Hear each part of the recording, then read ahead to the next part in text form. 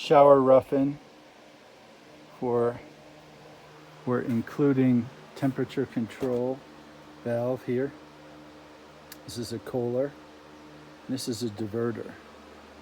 So diverter means the water can go to the shower head here, or it can divert to a handheld device here.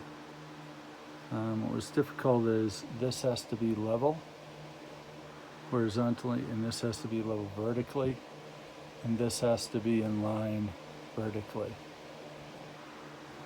You have to come out 1.5 inches from here and then put a mounting stud here, and it's got to be flat.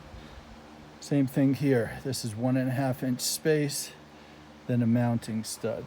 Same thing over here, and same thing up here, 1.5 inches.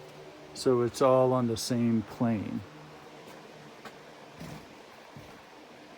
So this is a shower rough-in with a temperature control valve, diverter, handheld device. So water will come out here, and of course a shower head. Hope that helps you.